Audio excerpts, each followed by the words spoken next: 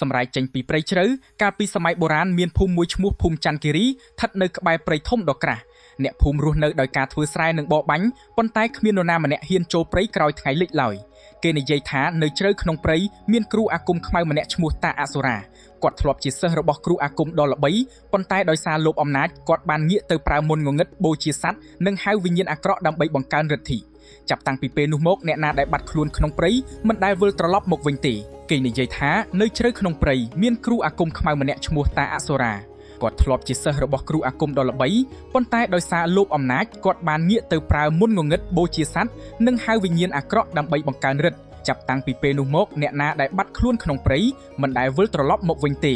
រាត្រីមួយព្រះច័ន្ទពេញបូរមីសំឡេងសត្វស្លាប់ស្ងាត់ឈឹង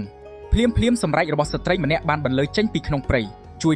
ួយខ្ញុំផងអងអ្នកភូមិជាច្រើនឮប៉ុន្តែគ្មាននរណាហ៊ានចេញទៅរកឡើយមនុស្សចាស់គ្រាន់តែបិទទ្វារផ្ទះហើយនិយាយថានោះមិនមែនជាសំឡេងមនុស្សទេវាជាល្បិចរបស់គ្រូអាគមខ្មៅនៅព្រឹកបន្ទាប់ក្មេងប្រុសអាយុ20ឆ្នាំម្នាក់ឈ្មោះវណ្ណៈបានរកឃើញស្នាមជើងចម្លែកនៅជាយាព្រៃស្នាមជើងនោះមានតែចូលមិនមានចេញគាត់សម្រេចដើរតាមស្នាមជើងទោះបីម្ដាយហាមឃាត់យ៉ាងណាក៏ដោ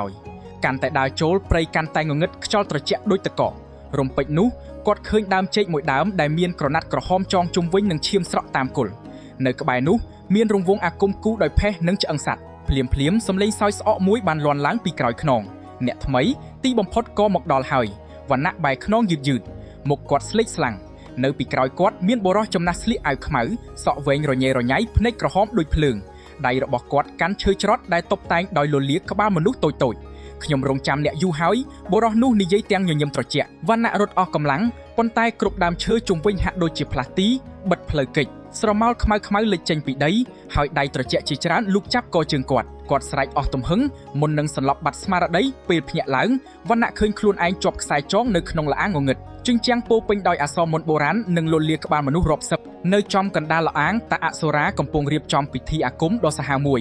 ព្រលឹងរបស់អ្នកនឹងក្លាយជាកម្លាំងថ្មីរបស់ខ្ញុំសំឡេងសើចរបស់គ្រូអាគមខ្មៅបានបន្លឺពេញល្អាងខណៈដែលអណ្ដាតភ្លើងពណ៌បៃតងឆេះខ្លាំងឡើងសំឡេងសើចរបស់តាអសុរាបន្លឺពេញល្អាងរហូតដល់ជញ្ជាំងថ្មញ័ររញ្ជួយអណ្ដាតភ្លើងពណ៌បៃតងដែលឆេះនៅជុំវិញអាសនៈបូជាបញ្ចេញក្លិនធូបលីនិងក្លិនឈាមស្រស់ធ្វើឲ្យវណ្ណៈមានអារម្មណ៍ថាដង្ហើមកាន់តែខ្លីគាត់ព្យាយាមកម្រើកខ្លួនប៉ុន្តែខ្សែដែលចងដៃជើងមិនមែនជាខ្សែធម្មតាទេវាត្បាញពីវល្លិព្រៃនិងសូត្រមន្តអាគមរាល់ពេលដែលគាត់ខំរើខ្លួនខ្សែនោះរឹតតែតឹងឡើងតាអសុរាលើកឈើច្រត់ដែលមានលលាក្បាលតូចនៅចុងភ្នែករបស់លលាក្បាលនីមួយៗចាប់ផ្ដើមភ្លឺពណ៌ក្រហមយប់នេះព្រះច័ន្ទពេញវង្សព្រលឹងរបស់អ្នកនឹងក្លាយជាគ្រឿងបូជាចុងក្រោយដើម្បីឲ្យអំណាចរបស់ខ្ញុំពេញលេញភ្លាមនោះខ្យល់ត្រជាក់បានបក់កាត់ល្អាងស្រមោលខ្មៅរាប់សិបបានលេចចេញពីជញ្ជាំងថ្ម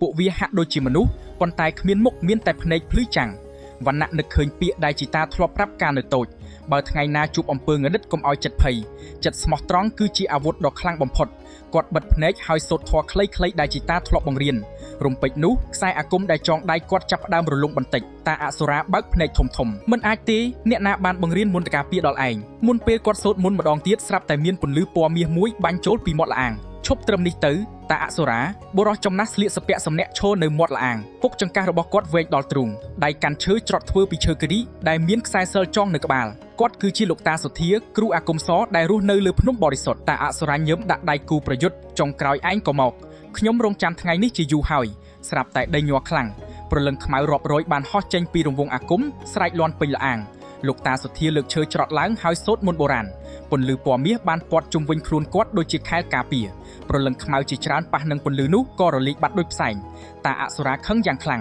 ងបើអាគមមិនឈ្នះខ្ញុំនឹងប្រើឈាមគាត់យកកាំបិតពិធីបូជាកាត់បាតដៃខ្លួនឯងហើយឈាមបានស្រក់ចូលក្នុងរង្វង់អាគមមួយរំពេចល្អាងទាំងមូលរញ្ជួយខ្លាំងជាងមុនសំឡេងក្រហមដ៏ធំមួយលាន់ឮពីក្រោមដីអ្វីមួយដ៏ធំកំពុងភ្ញាក់ពីដំណេកវណ្ណៈងើបមើលទាំងភ័យខ្លាចដៃខ្មៅដ៏មហិមាមួយបានលូកចេញពីក្រោមរង្វង់អាគមយឺតភ្នែកក្រហមពីរគូបានបើកឡើងក្នុងភាពងងឹតតាអសុរាសោតយ៉ាងឈួតលីលាមេប្រលឹងអន្តការចូលចេញមកលោកតាសុធាស្លេកមុខភ្លាមមិនល្អទេបើវាចេញមកបានមិនត្រឹមតែភូមិនេះទេសូម្បីដែនដីទាំងមូលក៏នឹងធ្លាក់ក្នុងភាពងងឹតដែរហើយបន្តនៅភាគទី3ការប្រយុទ្ធដ៏សាហាវរវាងគ្រូអាគមសនិងមេប្រលឹងអន្តការខណៈវណ្ណៈត្រូវសម្រេចចិត្តថាតើគាត់ហ៊ានលះបង់ជីវិតដើម្បីសង្គ្រោះអ្នកភូមិដែរឬទេតាអសុរាឯងលះបង់មនុស្សស្លូតត្រង់ជាច្រើនអ្នកដើម្បីដាស់មេប្រលឹងអន្តការបើវារួចផុតពីត្រាគ្មាននរណាអាចទប់វាបានទេតាអសុរាសោយយ៉ាងឈួតលីលាខ្ញុំមិនចង់គ្រប់គ្រងតែភូមិនេះទេ ខ្ញុំចង់ឲ្យមនុស្សទាំងអស់លុតជង្គង់នៅចំពោះមុខអំណាចរបស់ខ្ញុំគាត់លើកឈើច្រត់ឡើងខ្ពស់ហើយសូត្រមន្តយ៉ាងលឿនពពកខ្មៅបានវិលជុំលើមេឃហើយភ្លេចបន្ទោពណ៌ក្រហមបានបាញ់ចុះមកលើមាត់ល្អាងភ្លាមនោះមេព្រលឹងអន្តការបានលេចរូបរាងទាំងស្រុងវាមានកម្ពស់ស្មើដើមឈើធំស្បែកខ្មៅដូចធ្យូងភ្នែកក្រហមភ្លឺចាំងនិងមានស្នែងពីរនៅលើក្បាលរាល់ជំហានរបស់វាធ្វើឲ្យដីបែកបាក់វណ្ណៈស្ទើរតែដកដង្ហើមមិនរួចនេះមិនមែនជាមនុស្សទេមេព្រលឹងអន្តការបន្លឺសម្លេងក្រហមមួយរលកអំណាចបានបោកផ្ទប់លោកតាសុធាធ្វើឲ្យគាត់ថយក្រោយជាច្រើនជំហានប៉ុន្តែលោកតាសុធាមិនដួលឡើយគាត់ដកខ្សែក្រវ៉ាត់តូចមួយចេញពីចង្កេះនៅក្នុងនោះមានព្រះគាថាបុរាណសរសេរលើស្លឹកត្នោតគាត់សូត្រមន្តដោយសម្លេងមើងម៉ាត់ភ្លាមពន្លឺពណ៌មាសបានផ្ទុះចេញពីស្លឹកត្នោតហើយប្រែក្លាយជាខ្សែពន្លឺរាប់សិបខ្សែចងជាប់រាងកាយមេព្រលឹងអន្តការវាស្រែកយ៉ាងខ្លាំងហើយខំទាញខ្សែទាំងនោះឲ្យដាច់តាអសុរាបានឆ្លៀតឱកាសវាយប្រហារគាត់គប់បាល់ភ្លើងខ្មៅមួយទៅលើលោកតាសុធាស្លាប់ទៅវណ្ណៈឃើញដូច្នោះក៏ស្ទុះទៅរុញលោកតាសុធាចេញផាំងបាល់ភ្លើងបានប៉ះស្មាវណ្ណៈគាត់ដួលទៅលើដីឈាមហូរចេញពីមាត់វណ្ណៈលោកតាសុធាស្រែកទាំងតក់ស្លុតតាអសុរាញញឹមអ្នកក្លាហានតែងតែស្លាប់មុនគេវណ្ណៈខំងើបឡើងទាំងឈឺចាប់គាត់នឹកឃើញអ្នកភូមិម្ដាយរបស់គាត់និងក្មេងៗដែលកំពុងរងចាំឲ្យគាត់ត្រឡប់ទៅវិញគាត់ក្តាប់ដៃយ៉ាងណែនខ្ញុំមិនអនុញ្ញាតឲ្យអ្នកបំផ្លាញភូមិរបស់ខ្ញុំឡើយរំពេចនោះខ្សែគាថាដែលជីតាធ្លាប់ចងឲ្យគាត់តាំងពីកុមារភាពបានបញ្ចេញពន្លឺពណ៌មាសភ្លឺចែងចាំងលោកតាសុធាបើកភ្នែកធំមិននឹកស្មានថាវណ្ណៈជាអ្នកស្នងមន្តអាគមការពារបុរាណពន្លឺកាន់តែភ្លឺឡើងធ្វើឲ្យព្រលឹងអាក្រក់ជុំវិញល្អាងស្រែកដោយការឈឺចាប់ហើយរត់គេចខ្លួនតាអសុរាចាប់ផ្ដើមភ័យជាលើកដំបូងមិនអាចទេអំណាចនេះគួរតែបាត់បង់តាំងពីរាប់រយឆ្នាំមុនហើយវណ្ណៈងើបឈរឡើងយឺតទោះរាងកាយរងរបួសក៏ដោយប៉ុន្តែភ្នែករបស់គាត់ពោពេញដោយភាពក្លាហានការប្រយុទ្ធចុងក្រោយកំពុងចាប់ផ្ដើមបន្តនៅភាគទី4ការប្រយុទ្ធចុងក្រោយរវាងអំណាចពន្លឺនិងអាគមខ្មៅ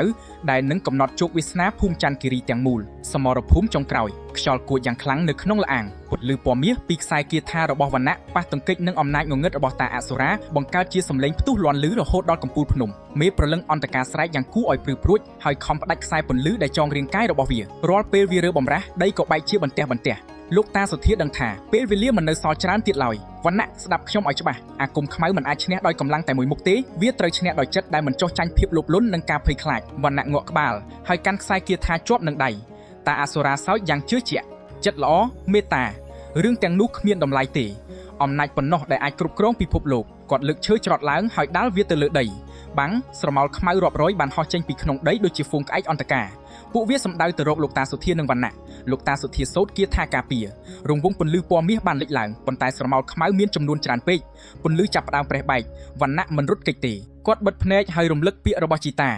អ្នកដែលមានចិត្តស្មោះត្រង់និងមិនត្រូវភាពងងឹតលេបត្របាក់ឡើយភ្លាមនោះខ្សែគាថាបានបញ្ចេញរស្មីដ៏ភ្លឺស្វាងពន្លឺបានរាលដាលពេញល្អាងរហូតដល់ស្រមោលខ្មៅរលាយបាត់មួយតាអសុរាខឹងយ៉ាងខ្លាំងគ្រប់គ្រាន់ហើយគាត់ប្រមូលអំណាចទាំងអស់ចូលក្នុងឈើច្រត់លលាក្បាលនៅចុងឈើច្រត់បានបញ្ចេញផ្សែងខ្មៅយ៉ាងក្រាស់មេព្រលឹងអន្តការបានស្ទុះមករកវណ្ណៈដោយលើកក្រញាំដ៏ធំចង់កំទេចគាត់នៅពេលនោះលោកតាសុធាបានរត់ចូលមកឈរពីមុខវណ្ណៈឥឡូវនេះហើយវណ្ណៈបំផ្លាញរង្វង់អាគមដោយមិនស្ទាក់ស្ទើរវណ្ណៈបានចាប់យកដុំថ្មដែលមានព្រះគាថាឆ្លាក់ហើយបោះចូលកណ្ដាលរង្វង់អាគមផ្ទុះពន្លឺពណ៌មាសនិងពន្លឺខ្មៅបានប៉ះទង្គិចគ្នាយ៉ាងខ្លាំងរង្វង់អាគមប្រែបែកសសរថ្មជុំវិញល្អាងបានដួលរលំមេព្រលឹងអន្តការស្រែកទាំងឈឺចាប់ខណៈរាងកាយរបស់វាចាប់ផ្ដើមបែកជាបំណែកហើយរលាយទៅជាផ្សែងខ្មៅតាអសុរាប្រញាប់រត់ទៅចាប់ឈើច្រត់របស់គាត់ប៉ុន្តែអំណាចអាគមបានបាត់បង់អស់ឈើច្រត់ប្រែបែកហើយលលាក្បាលនៅចុងវាក៏ធ្លាក់បែកជាផេះតាអសុរាលុតជង្គង់លើដីអស់ហើយអំណាចរបស់ខ្ញុំលោកតាសុធាដើរចូលទៅជិតអំណាចដែលកើតពីការលោភលន់មិនអាចស្ថិតស្ថេរបានឡើយរំពេចនោះផ្ទៃដីក្រោមជើងតាអសុរាបានបាក់ចុះគាត់ព្យាយាមលូកដៃសុំជំនួយប៉ុន្តែគ្មានអាគមណាអាចជួយគាត់បានទៀតទេជួយខ្ញុំមួយពណ៌ព្រិចភ្នែកគាត់បានធ្លាក់ចូលទៅក្នុងរណ្ដៅងងឹតដែលបិទជិតវិញភ្លាមដូចជាមិនធ្លាប់មានអ្វីកើតឡើងពពកខ្មៅលើមេឃបានរសាត់បាត់ពន្លឺព្រះច័ន្ទបានចាំងចូលក្នុងល្អាងជាលើកដំបូងក្នុងរយៈពេលជាច្រើនឆ្នាំលោកតាសុធាញញឹមស្រាលអំពើអាក្រក់ត្រូវបានបញ្ចប់ហើយប៉ុន្តែរឿងនេះមិនទាន់ចប់ទាំងស្រុងទេវណ្ណៈងាកទៅមើលអាសនៈបូជានៅក្រោមផេះខ្មៅមានសៀវភៅអាគមចាស់មួយក្បាលនៅតែស្ថិតស្ងៀមហើយទំព័រចុងក្រោយរបស់វាបានបើកដោយខ្លួនឯងចប់ភាគទី4ភាគទី5ភាគបញ្ចប់និងបង្ហាញអាចកំបាំងនៃសៀវភៅអាគមការរំដោះព្រលឹងអ្នកភូមិដែលត្រូវគេចាប់និងការបញ្ចប់ដែលអំពើល្អឈ្នះអំពើអាក្រក់ទាំងស្រុងពន្លឺចុងក្រោយនៃអាគមសពន្លឺព្រះច័ន្ទបានចាំងចូលក្នុងល្អាងដែលធ្លាប់តែងងឹតផ្សែងខ្មៅបានរសាត់បាត់បន្តិចម្ដងប៉ុន្តែសៀវភៅអាគមដែលដេកនៅលើអាសនៈថ្មនៅតែបើកទំព័រដោយខ្លួនឯងវណ្ណៈដើរចូលទៅជិត លោកតាសុធាស្រែកខាត់ភ្លាមឈប់សិនកុំប៉ះវាវណ្ណៈដកដៃថយវិញហេតុអ្វីលោកតាអាសូរាក៏ស្លាប់ហើយមិនមែនអាគមខ្មៅត្រូវបញ្ចប់ហើយឬលោកតាសុធាសម្លឹងទៅកាន់សៀវភៅនោះដោយទឹកមុខស្រពាប់ស្រពោនអាគមខ្មៅមិនស្ថិតនៅក្នុងមនុស្សទេវាស្ថិតនៅក្នុងចិត្តដែលលោភលន់បើសៀវភៅនេះនៅមានអ្នកណាម្នាក់ថ្ងៃក្រោយអាចប្រើវាម្ដងទៀតភ្លាមនោះសៀវភៅបានបញ្ចេញពន្លឺខ្មៅទំព័ររបស់វាបក់ដោយគ្មានខ្យល់ហើយសំឡេងស្អកមួយបានលាន់ឮអ្នកណាហ៊ានបំផ្លាញខ្ញុំអ្នកនោះនឹងបាត់បង់ជីវិតនៅជុំវិញល្អាងប្រលឹងរាប់រយដែលតាអាសូរាបានចាប់បង្ខាំងចាប់ផ្ដើមលេចចេញពួកគេស្រែកទាំងទុក្ខវេទនា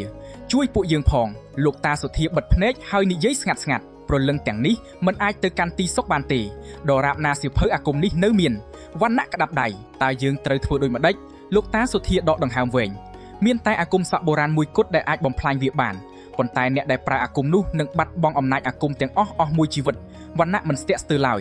បើការលះបង់របស់ខ្ញុំអាចជួយអ្នកភូមិនឹងរំដោះព្រលឹងទាំងអស់ខ្ញុំសុខចិត្តលោកតាសុធាញញឹមដោយមោទនភាពគាត់បានបង្រៀនគាថាចុងក្រោយដល់វណ្ណៈលុតជង្គង់នៅមុខអាសនៈគាត់សូត្រគាថាដោយសំឡេងនឹងនោ